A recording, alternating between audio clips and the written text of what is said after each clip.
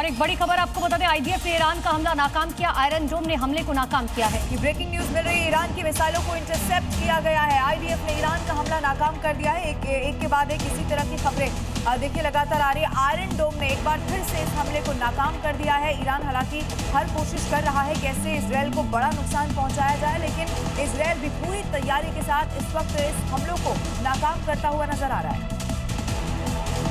और इस वक्त एक ब्रेकिंग न्यूज मिल रही है, जहां दिल्ली के नांगलोई में हादसा हो गया है। अचार बनाने वाली फैक्ट्री में बने 10 फीट गहरे गड्ढे में गिरने से पिता पुत्र की मौत हो गई है।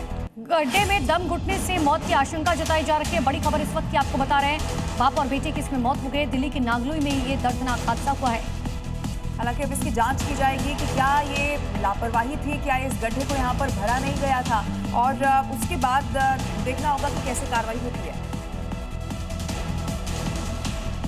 तो बिहार में मची हुई राजनीति उथल पुथल के बीच एक सवाल अब भी है कि नीतीश की जगह आखिर कौन लेगा। इस पर सस्पेंस अभी भी बरकरार है। भारतीय जनता पार्टी में अब तक के रिकॉर्ड को अगर देखा जाए तो यहाँ कब कौन सीएम की गद्दी तक पहुंच जाए ये कहा नहीं जा सकता। नहीं तो उनका सीएम की रेस से पत्ता कटना तय है। केवल सीएम पद ही नहीं बल्कि बिहार में नीतीश कुमार के बेटे निशांत को भी मंत्रिमंडल पर शामिल किया जाएगा। ऐसे में सवाल है कि अगर निशांत मंत्रिमंडल में शामिल होंगे तो उन्हें क्या जिम्मेदारी दी जाएगी। सूत्रों के मुताबिक निशांत की भूमिका पर चर्चा जारी है। सीएम और डिप्टी सीएम को लेकर लगातार चर्चाओं का बाजार गर्म है। इन सब के बीच गृह मंत्री अमित शाह ने बिहार के डिप्टी सीएम सम्राट चौधरी को दिल्ली बुला लिया है। आज अमित शाह और सम्राट चौधरी के बीच मुलाकात के बाद बिहार के लिए अगले 4 साल का रोड मैप तैयार होगा।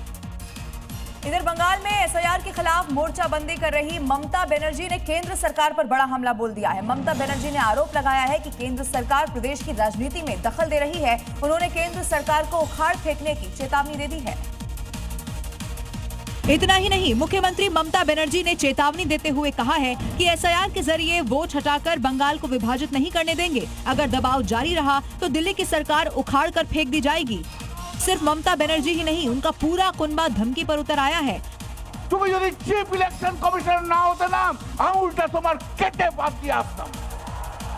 वहीं एसआईआर पर सीएम ममता बनर्जी के हल्ला बोल को बीजेपी नेता मिथुन चक्रवर्ती ने ड्रामा बता दिया है।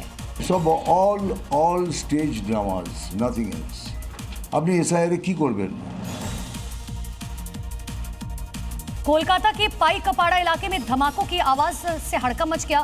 सुबह एक के बाद एक कई जोरदार धमाके हुए, जिसके बाद इलाके में दहशत फैल गई। बताया जा रहा है विस्फोट एक क्लब में हुआ, जिसकी टीन की छत उड़कर पास के घर की छत पर जा गिरी।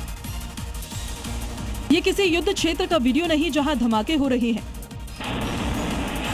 कोलकाता के पाइकपारा में बना एक क्लब हाउस है, जहां एक के बाद एक धमाकों से खलबली मच गई। धमाके इतने तेज थे कि क्लब हाउस की टीन की छत उड़कर पास की ही एक इमारत की छत पर जा गिरी। सुबह सुबह तेज धमाकों की आवाज सुनकर लोग नींद से जाग गए। क्लब हाउस के अंदर आग भी लगी हुई थी और क्लब का सामान बिखरा पड़ा था। लोगों ने आरोप लगाया कि खाली पड़े क्लब हाउस के अंदर बड़ी संख्या में बम रखे हुए थे। खबर मिलते ही दमकल की गाड़ियां मौके पर पहुंची और आग पर काबू पाया गया। कि झज्जर जिले में होली के दिन हुए 9 साल के बच्चे के अपहरण मामले में एसटीएफ ने खुलासा किया।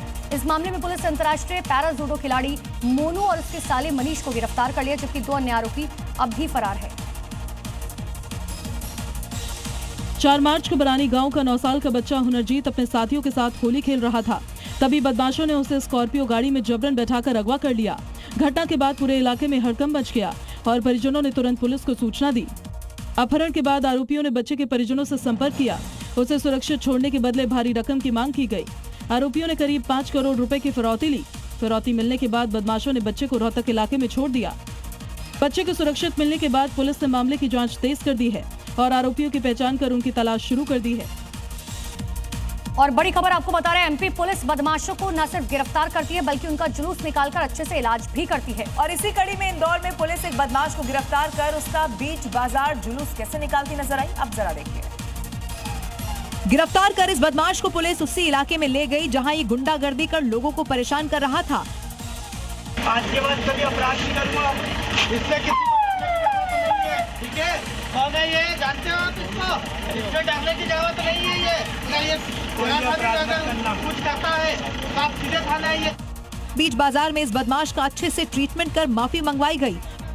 पुलिस ने इस बदमाश का ऐसा इलाज किया कि आगे से अपराध नहीं करने की वो कसम खा रहा है। आज के बाद कभी अपराध नहीं करूँगा और न कभी कोई से काम गलत करूँ।